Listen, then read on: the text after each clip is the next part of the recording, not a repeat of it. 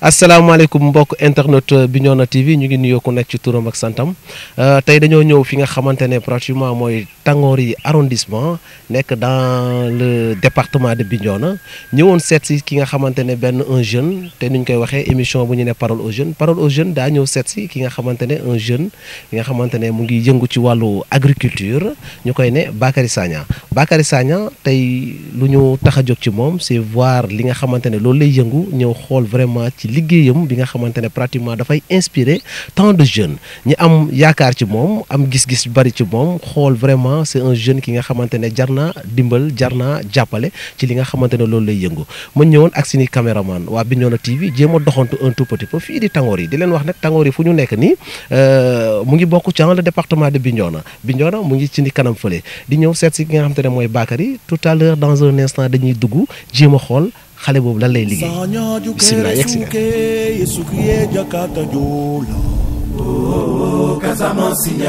Sanya jukere suke suke Jakarta jola Kazaman signori atemita wulo mumel manijewan winge atemita wulo mumel manijewan atemita wulo mumel manijewan winge atemita wulo mumel wala TV ñëw tey dina seet li nga xamante ne pratiquement mooy ci liggéey bi ngay def jox la micro bi tàndal la ko nga nuyoo li nga xamante ne mooy cher internet yu Bignona TV.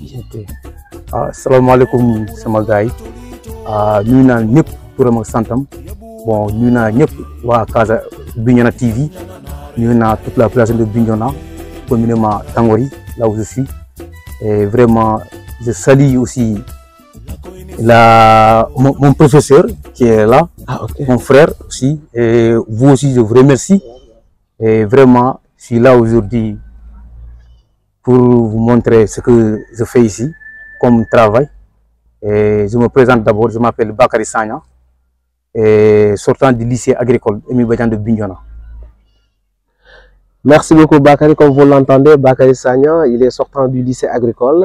C'est un jeune vraiment dévoué, un jeune dynamique vraiment qui milite vraiment sur l'agriculture. Et aujourd'hui, nous sommes venus le rendre visite, comme je l'avais dit tout à l'heure dans le début de l'émission. Parole aux jeunes, comme vous le voyez. Nous sommes là, dans son jardin.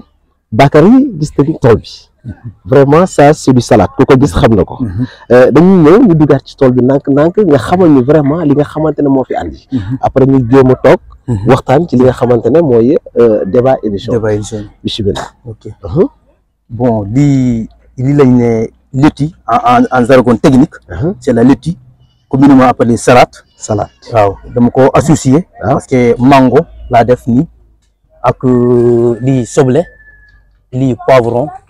Par exemple, lu tax ma def ko dama ko def pour créer un micro jardinage parce que naaj bi day xaw a lii day yàq salade bi loolu ma créer micro jardinage pour garder humidité bi ak aussi naaj bi waaw Bakary ak lii su ma xoolee c'est des pépinières pépinière lan la pépinière yi may gis ni bon lii c'est des pépinières de citronnier limon waaw en même temps ma def si biir supame bi laa def si biir. Ok mooy li ngay gis ni li supame la ko. waaw mooy li supame la ko. Ok. waaw 8 laa ko kiyee.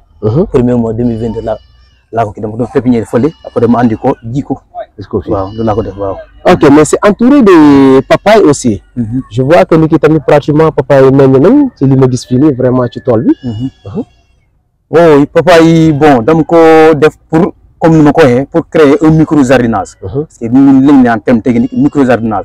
Pour jardin bu moom naaj parce que planter aussi il a besoin de l'humidité aussi mais pas trop donc ma planter papaye pour eux aussi de bénéficier des fruits et non seulement aussi des feuilles aussi les plantes vont bénéficier aussi de la chaleur de l'humidité que dégagent ces papayes là.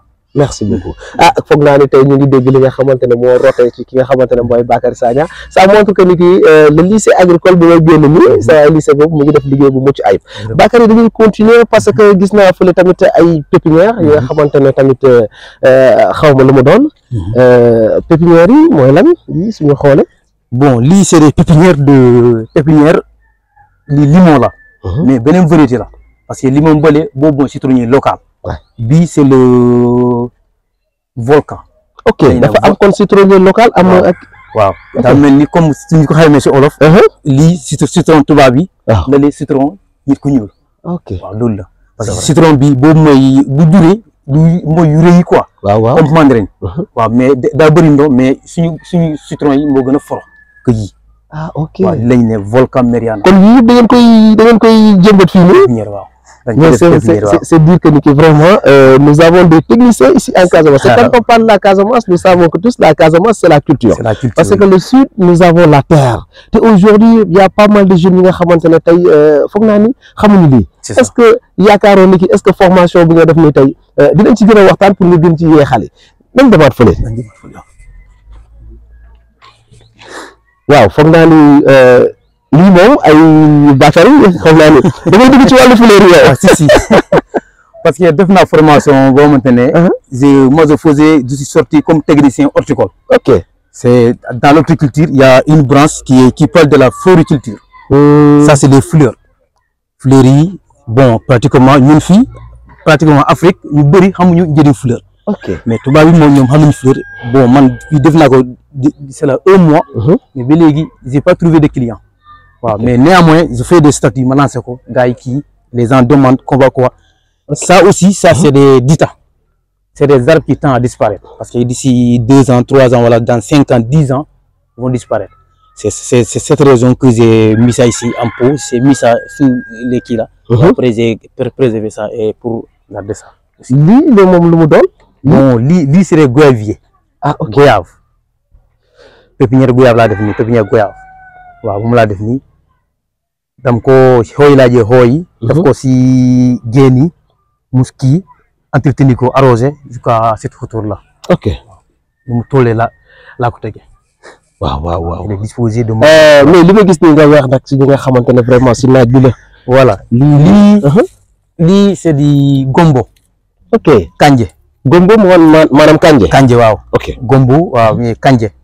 Bon xam nga ñun souvent dañu faral nit yi lii kanje bu dëjee dañuy ne c'est fini waaw mais man fii bu dëjee dam koy jël récupérer tracé ko ci weer ko si naaj bi ok bu woowee ma dëbb ko boo ko dëbbee ça donne un kii quoi poudre lay jox poudre léegi poudre boobu ngay jaay marché c'est très prisé dans le marché kon poudre bi en même temps quoi mais dafa mel ni ki tige bi da ngeen koy utiliser en même temps voilà mais am nañu utiliser tige bi dañuy utiliser tam tige bi boole si nga dëbb parce que ñun comme lañ ko waxee rien ne se crée tout se transforme. mais foog naa ni comme li nga wax tout se transforme parce que kanje comme li mu wax dañuy dem ba tige bi si boppam kenn du ko sànni kon ce qui veut dire que si je comprends bien kon tout ce qui est kanje kon waruñu sànni daal. waruñu sànni non waruñu sànni. ok dañu la koy récupérer fruit bi. racine tige bi yëpp boole dëbb. nga kii poudre après nga. lii nekk ci pot bi. bon lii c'est des bananiers. lii kii banane. waaw lii ay xollitu banane la quoi. banane waaw. ok mais souvent c'est brisé les filles utilisent ça pour faire des produits. ok waaw ça dit c'est aussi un moyen de dire stop aux produits occidentaux. waaw surtout. on peut qui fabriquer ici des produits yoo xamante ne à base bio ou bien à base locale. nga kii ko waaw. non ça c'est des écorces de la banane. De la banane oui. Ouais. Kon ça montre que ni kii liggéey bu professionnel la. tey gis naa li nga xamante li ma jaaxal mosuma xam ni ki saa banane yi ñuy sànni ci mbedd yi banane yi nakate am na njëriñ mais Bakary xam nga lii boo ko sànni si goudron. waaw moto bu ko kiiyee mën a daanu. waaw aussi. mag yi sax suñu dëggee sax. voilà des fois dañuy tarxiis di daanu ci ay banane. c'est un moyen aussi parce que ñu kii di agriculture tu dois penser à l'environnement. Aussi, il ne faut pas jeter n'importe comment, il faut préserver l'environnement propre. Comme vous le voyez ici, je préserve l'environnement propre. Parce que tout ce qu'on jette, comme nous le connaissons, rien ne se crée, rien ne se tout se transforme. Tout ce qu'on jette ici, des fois, moi, je récupère, vous avez vu ces trucs-là, je récupère, je les fais en pot de fleurs. Ouais. Oui, vous avez par exemple ramassé dans la ville, croyant que Bakary est fou. Voilà, moi je ramasse et je vais aussi faire mes besoins. Ok, Bakary, je souhaite que vraiment, chers internautes de Bignona TV, aujourd'hui nous sommes là en train d'interviewer qui est Bakary, un jeune vraiment qui milite dans l'agriculture, comme je l'avais dit tout à l'heure, et nous sommes dans son jardin. Et il est en train d'abattre un travail vraiment excellent, et on va continuer vraiment sur les plantes qui sont là, et puis ça, c'est quoi qui sont dans ces bocaux? Bon, ça c'est le poivron. Hein. Ah, ok, ça c'est le poivron. Poivron. Okay. C'est le poivron. Lui, c'est un système de culture hors sol. Ça dit culture, au lieu de planter ça directement dans le sol, on prépare un terreau bien fait et on met ça dans les pots et on plante. Ça dit, l'objectif c'est quoi? C'est les fruits sont différents par rapport à la culture en pleine terre. Wow. Madame, fruits, il y a fait que wow. Parce que bi nous ici sol bi c'est en hors sol. Ok. Wow, c'est ça l'objectif. Bon, dama donne tester expérimenter parce que donc gis légui man dama bëgg expérimenter pour ne pas être voilà. Wow. Ni voilà. C'est ça quoi. Ouais, mais c'est normal hein, parce que pratiquement li ngay def ni comme ni ñu wax rien lepp lo gis rek voilà nit war na ko mëna créer war na ko mëna imaginer. Ces pépinières qui sont là derrière nous. Ça c'est des en jargon technique on appelle tamarinier. Dakar. Ah Dakar. Li moy Dakar. Wow, deug la. Waaw. Bon, c'est brisé souvent wa eaux et forêt dañ koy utiliser parce que ñom ñoo ta ma def ko fi yépp amon naw. OK. Après ñu mujjé jël def plantation yi. On utilise ça comme brise-vent. C'est-à-dire jardin bay ni comme par exemple bo am espace bo xamantene bu vide par exemple bo jëndé terrain bu vide am fekk fa garab mu nga jël li nga tek ko autour du terrain là pour wagner vent bi du périmètre parce que vent bi nous souffler souvent des engrais bi yépp li yow légui li lañ outil ça qui aux alentours du terrain pour créer un brise-vent. Wow, parce que vent bi nous souffler ni souvent ce terrain c'est pas normal des fois. Un technicien tu dois pas laisser un terrain ton terrain nu. Tu dois planter des arbres. Souvent aux forêts il prend ces arbres là pour faire des brise-vent. Wow, ça aussi c'est brisé dans la consommation dans notre tchéboudienne aussi. Les gens utilisent ça. Ah ok. Wow. C'est vrai. Bakary, ce que nous allons faire maintenant, j'ai vu des différentes plantes dans ton jardin. Ne serait-ce que l'espace n'est pas tellement grand, mais quand même, il y a pas mal de variétés qui sont là aujourd'hui. Ce que nous allons faire, c'est juste, on va aller s'asseoir et on va encore essayer de développer sur la technique avec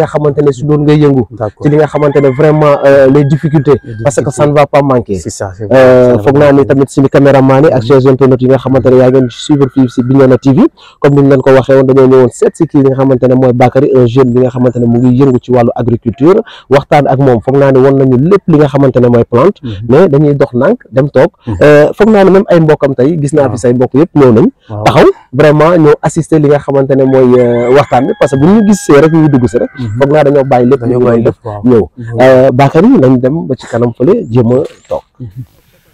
Merci beaucoup chers internautes de Bignona TV nous revoilà kontaan ci yéen bu baax a baax ñi nga xamante ne yaa ngeen ñu seetaan comme ni ma ko waxee tout à l'heure si li nga xamante ne pratiquement mooy début émission bi ñëwoon seet si ki nga xamante ne mooy Bakary Sagna. Bakary Sagna c'est un jeune sortant du lycée agricole mu ngi yëngu ci wàllu agriculture doon ki nga xamante ne il est dynamique tout à l'heure demoon nañ doxantu ci li nga xamante ne mooy jardin bi nga xamante ne moom la yor fii ci Tangori arrondissement balaa bu ñu dugg see tamit ki nga xamante ne pratiquement moo nekk sama droite à ma droite c'est un ñu fekkoon ko fii di ko tendre micro bi foog naa ne xaritam la tamit ku koy assister la ci liggéey bu muy def ci monsieur ñu ngi lay nuyoo di la jaajëfal baax a baax sa teewaay fii. waaw merci maa ngi leen di nuyu leen di jaajëfal aussi ci seen teewaay fii nii ci Tangori particulièrement fii ci exploitation bi nga xam ne suñu frère suñu ancien élève Bakary Sagna moom moo fi nekk di fi def activité boo xam ne activité bu jaar yoon la ñëpp témoigner li nga xam ne mooy xarañteem mais surtout courage am ak dévouement bi mu am ci liggéeyam ak vraiment engagement bi nga xam ne moom la wone ak discipline aussi parce que bi mu commencé c'est pendant la période de la Covid man bi ma demee vacances laa ñëw ma ñëwaat fekk Bakary mu commencé cette activité là te depuis keroog bi ma ko gisee mu commencé activité bi ba tey mosuma xëy te gisuma Bakary ci biir exploitation bi muy arrosé wala muy def ay activités donc ça fait presque 3 ou 4 ans yoo xam ne du nawet du noor du guddi du bëccëg Bakary il continue à entretenir ce qu'il a semé. Ce qu'il a semé, j'espère que nous tous, nous sommes là et nous sommes en train de voir les résultats. Donc dañ koy ñaanal lii moo xam ne si la nekk dañ koy ñaanal mu jëm kanam te jëm kanam bi yëpp mooy lan il a juste besoin d'un soutien il a juste besoin de moyens pour que activité bi nga xam ne moom lay def activité bi gën a naat gën a avancé gën a jëm kanam parce que moom lépp loo xam ne moom mën na ko si force am si ay moyens mi ngi koy def mais nag il a besoin aussi de soutien il a besoin surtout de soutien venant surtout des bailleurs surtout les bailleurs yi nga xam ne ñoom ñoo les moyens financiers je pense que war nañ gëstu xale bu mel ni Bakary parce que am na structures yi nga xam ne ils sont dans la zone ils sont en train d'aider les jeunes il y a beaucoup de politiques qui sont menées pour aider les jeunes et je pense que Bakary fait partie de ces jeunes les plus méritants pour avoir des financements pour vraiment si lu mu nekk mu mën ci avancer te bu ci avancer je pense que c'est tout Tangoré qui gagne c'est tout Bignona qui gagne c'est toute la région qui gagne mais aussi c'est tout le pays qui gagne parce que c'est un exemple typique d'entrepreneur c'est un exemple typique d'entrepreneur amul lenn loo xam ne da nga koy wut ci entrepreneur te doo ko fekk ci Bakary amul te lu muy def da koo jàng xam na ko jàng na ko et mu ngi koy def dans les plus belles manières luñ ko jàngaloon yëpp loolu lay réciter boo di ci doole sax loo xam ne jàngaluñ ko donc kii moom jàppale ko mooy jàppale Sénégal yëpp donc pour résumer ma parole vraiment li ngeen def nii je pense que à travers votre chaîne Bakary sera vu et les projets de Bakary vont se réaliser prochainement donc loolu moo nekkoon samay kaddu di leen di encourager et kontaan nañ daal ci seen ñëw vraiment ñu ngi ñaan ñëw bi ngeen ñëw fii mu amal njëriñ Bakary mais mu amal njëriñ ñun ñëpp ñu fi toog merci beaucoup.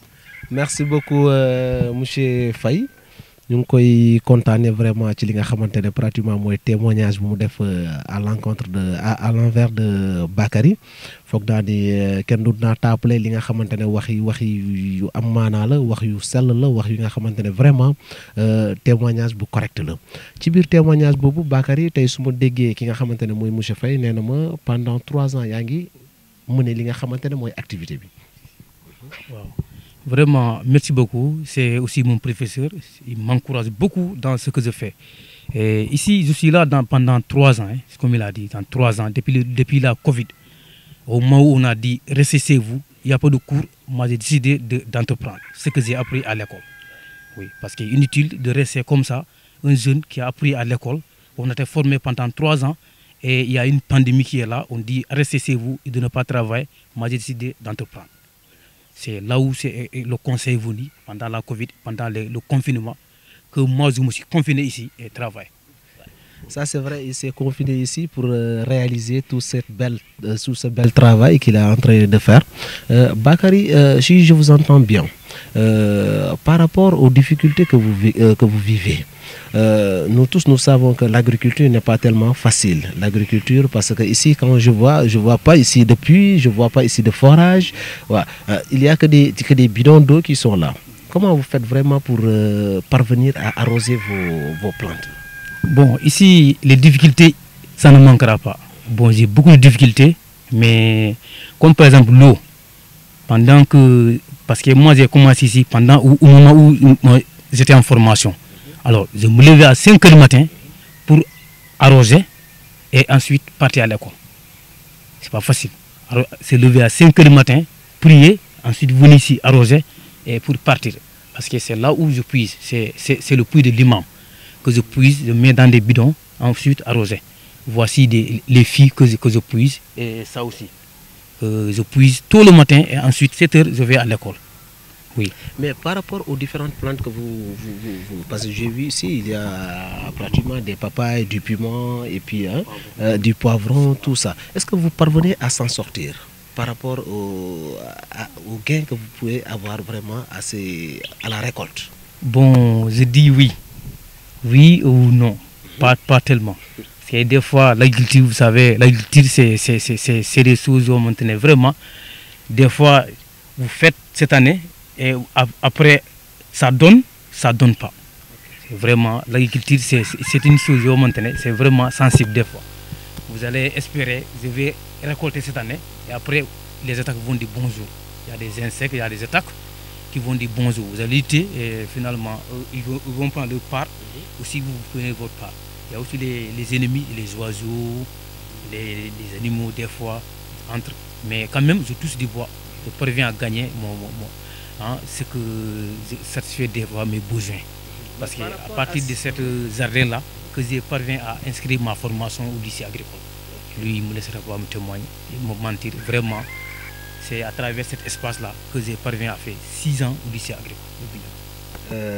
foog naa ni mbokk internet ñi nga xam te ñoo ñu suivre ku dégg la mu wax daw na yaram parce que tey kon c'est pas le fruit du hasard lu tax tey ñu ñëw seet si ki nga xamante ne mooy Bakary ki nga xamante ne 6 ans def na ko lycée agricole di fayal boppam formation ci li nga xamante ne vraiment mooy ci lu muy yëngu foog naa ni c'est un jeune exemplaire c'est un jeune ki nga xamante ne qui mérite d'être soutenu foog naa ni tey lii lu muy def nii war na mën a inspirer bépp jeune mënoon na bàyyi soxlam yëpp jël comme ñëpp nu ñuy def jël mbëkk bi wala mu jéem a def naka sudul noonu wala mu mën a dugg ci li nga xamante ne sa yoonam nekku ci ba di ci jëlee li nga xamante ne mooy loraange mais su ko bàyyee rek ñëw jàpp ci li nga xamante ne mooy suuf si ça montre que ni ki comme ni ñuy wax la terre ne ment pas c'est vrai que ni ki les difficultés ne vont pas manquer mais quand même mu ngi jéem a béy waaram lu may ñëw tuuti encore Bakary puisque vous dites que ni ki ça va pratiquement les difficultés ngay di est-ce que tey nguur bi yaa ngi leen di jéem a approché jéem a xool vraiment comment vous allez faire des tuyaux pour jéem a xool nu ngay def ba mën a am yenn financement yi. Bon, bon, il y a des opportunités. Si vous voyez des opportunités, ils sont là. Des fois, ils me balancent. Je postule, mais à la longue, bon, jusqu'à présent, aussi, il y a tout récemment la DER qui était venue ici pour aussi faire l'état des lieux, la manière dont je travaille ici. Bon, jusque-là, les moyens des ONG qui sont venus ici, mais jusque-là, je n'ai rien vu. Il n'y a que des promesses. Oui, mais vraiment, je pense à travers cette antenne, je pense que le message est lancé. Oui, parce qu'aujourd'hui, comme on l'a dit, la terre ne ment pas. Et vivre la terre, c'est possible. D'où le slogan du lycée agricole. Oui, vivre la terre, c'est possible. La terre est là. Voilà, moi, j'essaie de faire avec mes moyens de bord. Et avec ma force, mon engagement aussi. Il y a un gars qui est à Dakar, c'est lui qui m'a prêté l'espace. J'ai aménagé, j'ai coupé, j'ai allé partir au champ avec mon coupe-coupe, coupé 15 chargements, ensuite j'ai aménagé. Oui. Ça fait partie aussi des difficultés. J'ai pas d'eau, comme vous voyez, j'ai pas de robinet, mais malgré ça, je parviens à faire des résultats avec mes moyens de vol. Tu parviens à tenir pratiquement 3 ans. 3 ans de routine, hein, nuit et jour, pour vraiment essayer d'entretenir tous ces plantes-là. Voilà, donc, comme vous l'avez dit, hein, je pense que si vous regardez de près le terrain, je pense que c'est un petit terrain. Donc, c'est pour dire que ici, Bakary ne travaille pas pour gagner beaucoup. Mais c'est juste, on peut dire que c'est un laboratoire pour se former, mais aussi pour gagner de l'expérience. Maintenant, à travers ce terrain, demain, s'il obtient peut-être des financements, il pourra maintenant agrandir son terrain, n'est-ce pas, et avoir les moyens dont il a besoin pour bien travailler. Parce que parallèlement, si vous voyez, Bakary ne fait pas seulement le travail là, il a aussi d'autres activités. Mais sa passion, c'est l'agriculture. Donc si on l'aide, n'est-ce pas, dans sa passion, je pense qu'il pourra en faire des merveilles dans ce domaine. Et il a commencé déjà à faire des merveilles parce qu'avec cette petite exploitation, si vous regardez de près le champ, n'est-ce pas, tout le monde, n'est-ce pas, sont contents de voir en tout cas ce que Bakary est en train de réaliser. Donc il a besoin vraiment de soutien. Il a besoin de soutien. Et comme il l'a dit, je pense que les gens sont en train de l'approcher. Les gens qui ont les financements aussi, ils l'ont vu. Et je pense que c'est peut-être une question de temps. Mais on espère que les financements arriveront. Espérons que les financements vont arriver bientôt dans un espace très court. Pour dire que encore une fois que chers téléspectateurs, lii mooy njëriñ bi nga xamante ne mooy seen émission Parole aux jeunes. Parole aux jeunes lii la soxla duñu jël ay débat yi nga xamante dañ toog ci ay plateau di waxtaan ku nekk wax ba mar te duñu xool vraiment réalisation yi nga xamante ne mooy am ci li nga xamante ne ci gox-goxaan yi tey suñu ñëwee seet si ki nga xamante ne mooy Bakary xool vraiment li mu fi def ça montre que ni ki les jeunes vraiment ont besoin vraiment de s'exprimer. Les jeunes ont besoin vraiment de montrer leur talent. Et puis, ça est là, c'est quelque chose de concret. Vraiment, ça existe. Et Bakary, tu as une activité. Mais Bakary, à la fin du mois, comment tu arrives à subvenir tes besoins? Si je vois que Niki Fi récolte bi, quand même, desna touti.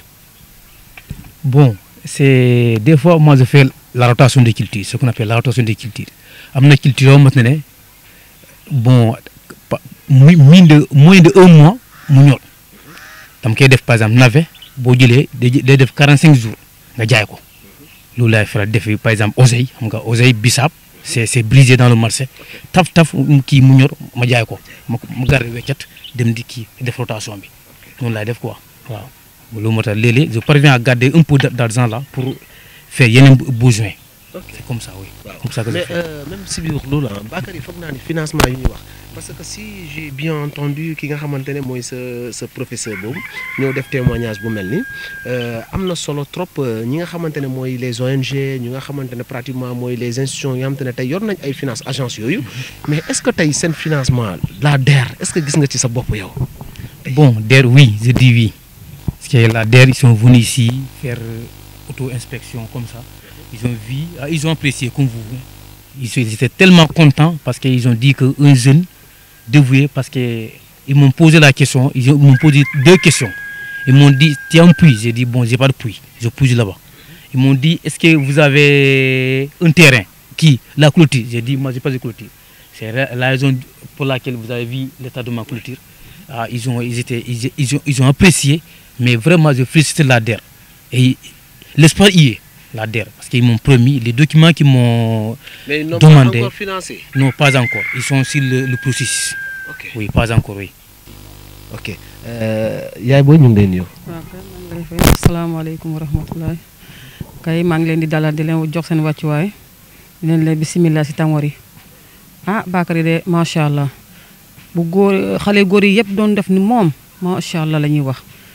doo fekk ay millions ñu lal ko si yoon bi sa xel di ci dem. ndax moom fekk na moom mun ñàkk jëriñu wax dëgg yàlla moom de ñu ngi koy ñaanal yàlla yal na ko yàlla mottali lu mu bëgg yal na ko yàlla may wérgu yaram ak mujj bu rafet ba fépp mu mun a joxoñ yàlla mottal ko mu jox ci si jàmm daal moom lañ koy ñaanal wax dëgg yàlla. yaay booy su ma déggee li nga wax foog naa ne ñett at mu ngi ak yéen di root ci li nga xamante ne pratiquement mooy ci teen boobu ak Bakary toogaayam fii noo leen gisee liggéey bi exactement. Malgré témoignage yi rafet na mais est-ce que tey pratiquement tey lépp lu mu bay koñ bi ñu ngi ñëw jënd foofu ndax maire yi fii la ñuy jëndee wala loolu yëpp quoi. waaw dañ fiy jënd moom mi xam na sax muy salade muy poivron muy bisaab muy kanja maire yi dañuy ñëw ba fii ñu ramasser si moom dem jaayaat ñu bëri nu mu def lee ren kii bu bëri sax bisaab waaye fii la ñuy ñëw di rang si ngoonaal bi ni mu daggal leen suba si bu ñu xëyee ñoom tamit dem jël ci seen wërsëg tamit. wax dëgg yàlla jàmbaar la mu ngi ciy góorgóorlu liggéey bu métti la nag wax dëgg yàlla root dafa métti teg ci bur weer muy puus weer koor bi bu ñuy ndogg ba pare moom du bàyyi mu kii sax mu digérer mu ngi si teen bi bu ñuy jógee naafira rek mu ngi si teen bi ba heure reer yenn saa yi heure reer day passé mu jóge pare suba si bu xëyee rek mu nekk si arrosé wax dëgg yàlla jàmbaar la moom. waaw ci biir loolu xam nga root tamit yombul parce que teen tamit parfois Bakary si je vois que ni ki vraiment le fait de puiser matin soir et puis tamit ñoom ci teen boobu tamit dañuy rootee loolu yëpp tamit day doon li nga xamante ne parfois est-ce que duy andi ay inconvénients par rapport seen toogaay bi ci kër gi nii wala parce que xam nga tamit root dafa xaw a métti nga jël ndox bi yëpp kii ko te ñeneen dañ ci soxlawaat loolu est-ce que du leen di sonal. wax dëgg yàlla duñuy sonal moom mi xam na sax bu ngeen di liggéey teen moom même bu amul lu muy kii yokk foofu waaye dinañoo joxe dooleem waaw dañuy wàccee biis day ñëw taxaw bu ñuy xëccee suuf dañuy ñëw taxaw yàlla jàppale ñu tamit wax dëgg la suñu teen bi tamit mosuñu jàmboo tax wax dëgg yàlla yaay root ba sonn nga bàyyi ko waaye duy wow incha allah yaay root ba sonn waaye du wow waaw moom kay amu ci benn jafe-jafe sama côté moom léegi na xaw ma moom waaye musuñu am benn jafe-jafe teen bi bu feesee rek da ngay gis mu ñëw toog bu jigéen ñi wàññeekoo rek mu ñëw taxaw nag root waaw moom jël na risque bi day yenu naaj bi waaye du loru kenn si teen bi wax dëgg yàlla waaw. foog naa ni ñoo ko déggandoo ñun ñëpp ki nga xamante ne mooy soxna Boss Imam ki nga xamante ne moo nekk fii ci Tangoor yi nekk ci gox bi Bakary si en dehors de cela parce que tey foog naa ni un jeune comme toi yi nga xamante ne yaa ngi yëngu ci mbir agriculture te ngay mënoon def ni say morom tamit am yeneen activité yu ngay mëne est-ce que tey à part agriculture amul leneen lu ngay def dans ta vie. Bon, si, au-delà de technicien, au-delà de l'agriculture, le travail que j'exerce ici, je suis arbitre de football. Hein. Je vous signale que je suis arbitre de football. Bon, lui, on se connaît dans les terrains. Je suis arbitre, c'est ma 8e année d'arbitrage. Je suis arbitre de Ligue à la Soukra de Bignona. Et je fais le championnat du Sénégal, la Ligue 1. La Ligue 2 et la Nationale 1, Nationale 2. Oui. Nous tous nous l'avons entendu, c'est un arbitre aussi professionnel parce que un jeune bi nga xamantene pratiquement si l'arbitre taxut kessé nga nek arbitre rek tu te focalises directement sur l'arbitrage et pour laisser l'agriculture mais tu as pu vraiment essayer de pallier l'arbitrage et l'agriculture. Est-ce que c'est un travail qui est encore facile par rapport si les championnats on démarre et puis chaque fois on a besoin de toi dans les villages ou bien dans les au terrain? Bon, c'est pas facile. Des fois, j'avoue que c'est pas facile. Des fois, j'ai du mal. Je me prends souvent avec mon président Zola. Et des fois, il m'appelle pour une couverture de mars. Je dis, je suis pris ou bien je suis indisponible. Mais des fois, il s'énerve. Mais j'avoue que c'est excessivement difficile. Des fois, je reste ici pour aller arbitrer. À mon retour, la nuit, je puise. Des fois, je vais jusqu'à minuit, comme l'a dit Maman Cham. Et des fois, je puise jusqu'à minuit pour ensuite souvenir mes besoins aussi. Des fois, c'est difficile en tout cas, c'est difficile. Ou bien si des fois, il m'avise tant pour faire un match demain, j'arrose aujourd'hui toute la journée. Demain, je ne vais pas arroser et je vais aller arbitrer dans le terrain. Au terrain. Merci beaucoup, chers internautes. C'est l'émission qui tire à sa fin. Pour vous dire que vraiment nous sommes là au jardin de Bakary Sagna. Bakary Sagna, un jeune sortant du lycée agricole, comme on l'avait dit tout à l'heure, un jeune vraiment dévoué qui se bat nuit et jour vraiment pour subvenir à ses besoins. Mais comme nous l'avons constaté, il y a pas mal de moyens qui l'ont pas encore accompagné. Et on voudrait vraiment, à travers cette émission, parole aux jeunes, que le Sénégal, que la diaspora aussi cherche que vraiment que Bakary a besoin vraiment d'aide. Quel que soit ce qu'on peut lui donner, quel que soit l'aide qu'il peut avoir, mais vraiment il a besoin parce que sans aide, il est en train de parvenir et d'abattre un travail excellent. Il faut que nous ñun ñëpp ko wara mëna rafetlu, ñun ñëpp aussi wara mëna japp pour vraiment ki nga xamantene moy Bakary mu mëna réaliser li nga xamantene moy rêvam ci walu souf. Faut que il est jeune. su ma lay bàyyi nga tàggatoo ak vraiment tey waxtaan bi ci wàllu émission bu ñu ne parole aux jeunes tey looy wax. Bon initiative bi nga xamante ne Bignona TV télé digital bi andi na ko. Bon, avant tout d'abord, je remercie Bignona TV pour la visite, pour la rencontre. Et vraiment, je vous remercie infiniment. Et aussi, je ne vais pas finir sans pourtant remercier mes cohabitants. Et aussi mon frère qui est là. Lui, c'est mon ami. Il est sorti de lycée agricole. Il a eu cette année le bac avec mention. Et vraiment, je remercie eux aussi parce que nuit et jour, je suis chez eux. Je puise. Quand je veux, je laisse l'appui là-bas. En tout cas, vraiment, je dirais aux gens là, à Barca. Et vraiment, merci beaucoup. Quant à ici, Je remercie aussi la population, le quartier, Bignona TV, aussi je remercie la DER, tout récemment qui ont passé ici. Et aussi vraiment, je dis merci beaucoup en tout cas, merci. Et vive Bignona et vive l'entrepreneuriat. Vive l'entrepreneuriat, comme je l'avais dit tout à l'heure dans nos annonces, que nous allons rendre visite à tout jeune vraiment dévoué, tout jeune qui est prêt vraiment à faire un travail exemplaire par rapport à un domaine précis. On va venir lui rendre visite. Pour voir les qui say xaar leen ci beneen numéro bi nga xamantene pratiquement mooy émission Parole aux jeunes ki nga xamantene moo nekkoon ci wax bi mooy seen xarit seen naataango monsieur Diémé mooy ne Habib ñi nga xamantene ñoo nekkoon tamit ci wàllu caméraman yi Aliou Moussa ñu ngi leen di jaajëfal bu baax a baax foog naa ni tey su demee ba mën a yaañ rek ñoom ñoo nekk ci li nga xamante ne vraiment mooy ci ginnaaw lépp li nga xamante ne ñu koy def ci liggéey bu rafet. Merci beaucoup encore une fois di leen jox ci beneen numéro tamit Bignona TV ci émission Parole aux jeunes tous les jeudis à partir de 14h di leen wax scotchez-vous dans votre chaîne digitale. Abonnez-vous sur nos pages YouTube, Facebook, TikTok, Twitter. di leen wax lépp li nga xamante ne xew na fii ci Bignona. Merci beaucoup encore une fois Moussa. Merci beaucoup ñëwoon seet ci ki nga xamante ne mooy Moussa. À bientôt.